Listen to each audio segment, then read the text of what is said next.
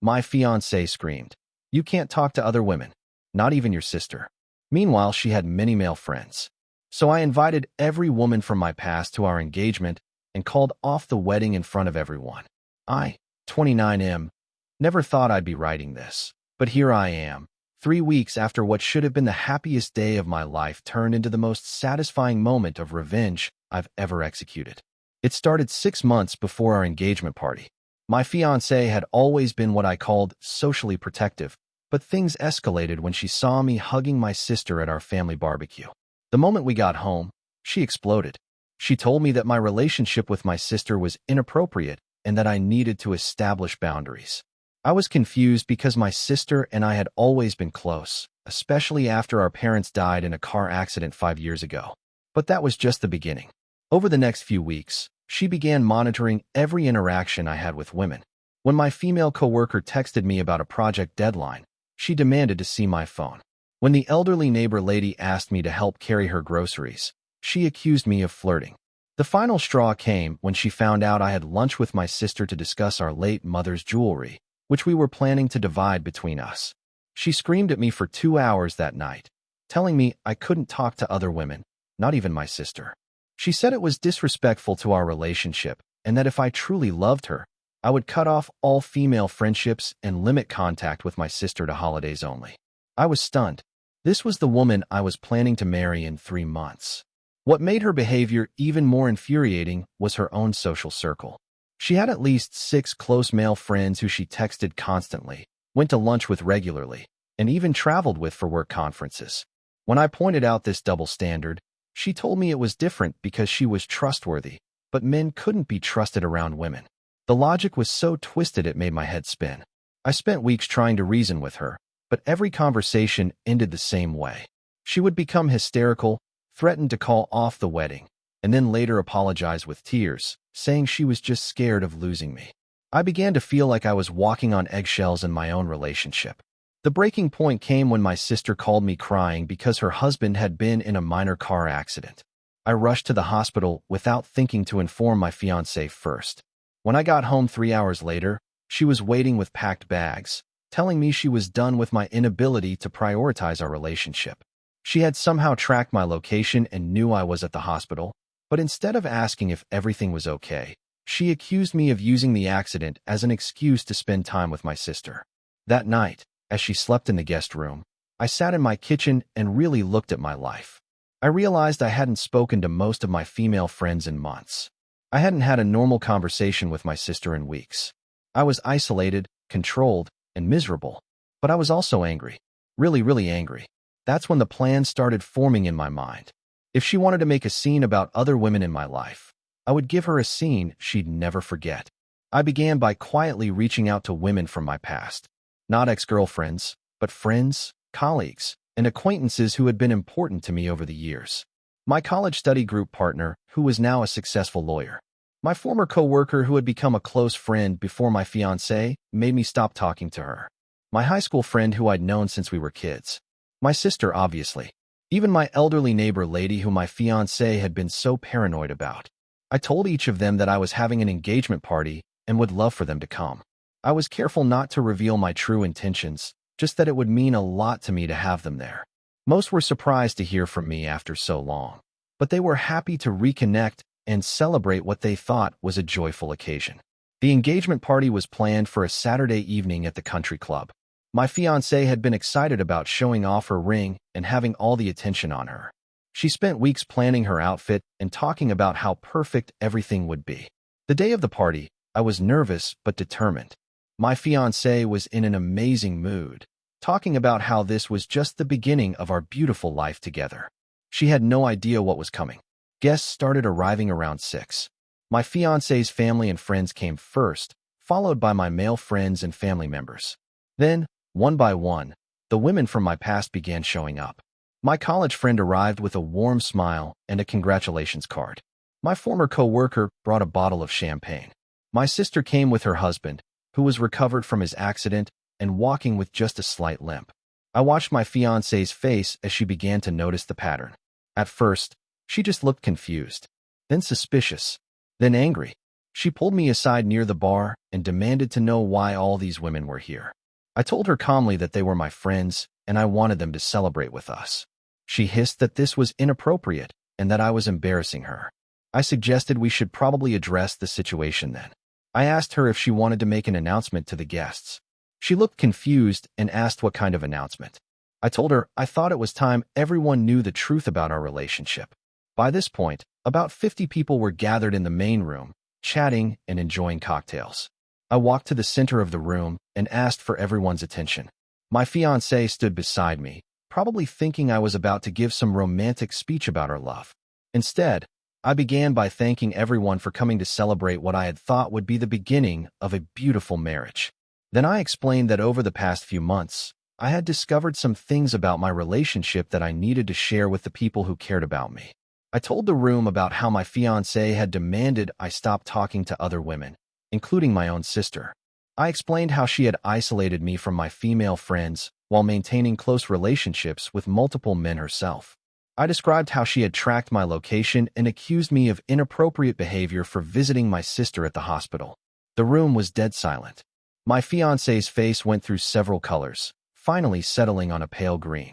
Some of her friends looked shocked, while others looked uncomfortable, as if they had known about her behavior but hadn't said anything. Then I looked directly at her and told her that if she truly believed I couldn't be trusted around other women, then she was right that we shouldn't get married. I reached into my pocket, pulled out the engagement ring I had removed from her jewelry box that morning, and handed it back to her in front of everyone. I announced that the engagement was off, effective immediately. I thanked all the women who had come to celebrate with us and told them how much their friendships had meant to me over the years. I apologized to everyone for the dramatic circumstances, but explained that I felt it was important for people to understand why I was making this decision. My fiancée finally found her voice and started screaming. She called me manipulative and cruel. She accused me of planning this humiliation for weeks. She was right about the planning part, but I didn't feel cruel.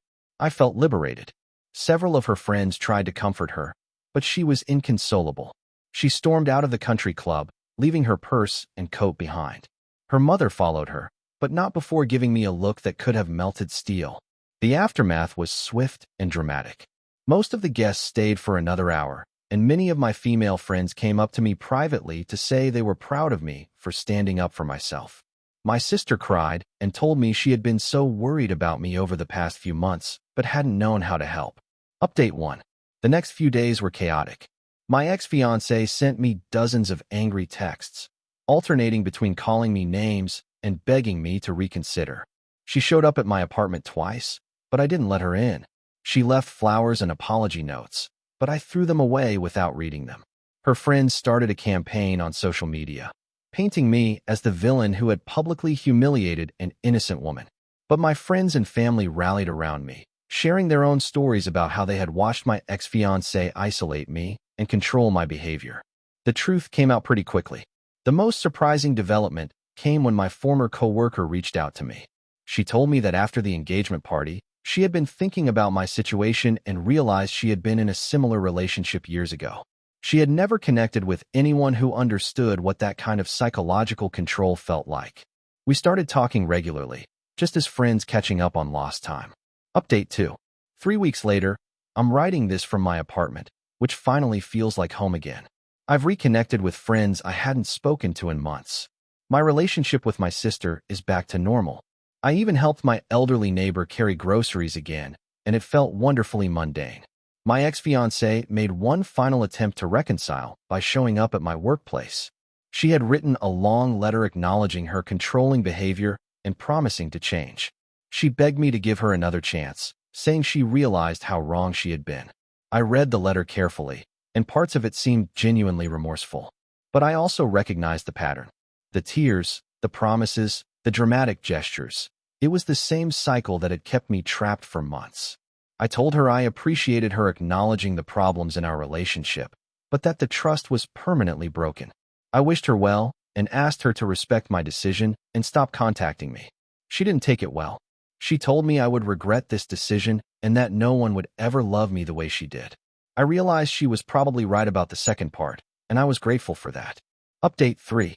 Looking back now, I realized the engagement party wasn't really about revenge, though it certainly felt satisfying at the time.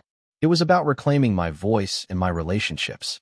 For months, I had been made to feel guilty and suspicious about every interaction I had with women, even my own sister. I had started to question my own judgment and wonder if maybe I was being inappropriate without realizing it. The party forced everyone, including myself, to see the situation clearly. When I stood in that room surrounded by the women who had been important to me throughout my life, my sister, my friends, my colleagues, my neighbors, I realized how normal and healthy those relationships were. There was nothing inappropriate or threatening about any of them. The problem had never been me or my friendships. The problem had been my ex-fiancée's insecurity and need for control. Some people have told me I was too harsh, that I should have tried harder to work things out privately. But I had tried to work things out privately for months. Every conversation had ended with me being told I was wrong for wanting to maintain normal friendships with women. I was tired of being gaslit and controlled. The public nature of my decision was intentional. I wanted her friends and family to understand why I was leaving, so there would be no question about what had happened. I wanted my own friends and family to understand why I had been distant and isolated. And honestly, I wanted my ex-fiancée to feel the same kind of embarrassment and exposure she had put me through every time she accused me of inappropriate behavior in front of others. I've learned a lot about myself through this experience. I learned that I had been so focused on being a good partner that I had ignored major red flags. I learned that isolation is one of the first signs of an abusive relationship, and that it can happen so gradually you don't realize it's happening. I learned that trust and respect are not negotiable in a healthy relationship. Most importantly, I learned that standing up for yourself sometimes requires dramatic action. If I had simply broken up with her privately, she would have spent months telling people I had abandoned her for no reason. Her friends and family would have believed her version of events. Even some of my own friends might have questioned my decision. By ending things publicly and explaining exactly why, I protected myself from her attempts to control the narrative. Everyone who was there saw her reaction and understood that my description of her behavior was accurate.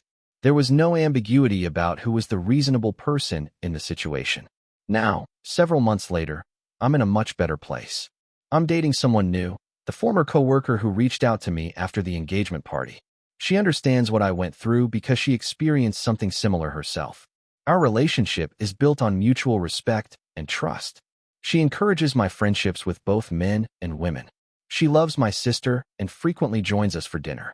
It's amazing how simple and easy a healthy relationship can be when both people are secure and supportive. My ex-fiancée has apparently moved on as well. I heard through mutual friends that she's dating one of her male friends. One of the ones she insisted was just a friend, while forbidding me from having any female friendships. The irony isn't lost on me, but I genuinely hope she's learned from our experience and treats him better than she treated me. I don't regret the dramatic way I ended our engagement. Sometimes the nuclear option is the only way to break free from a toxic situation and protect yourself from future manipulation. The engagement party gave me my life back, and for that, I'll always be grateful. The women who came that night didn't just witness the end of my engagement, they witnessed my return to being myself. And that was worth celebrating, even if it wasn't the celebration any of us had expected.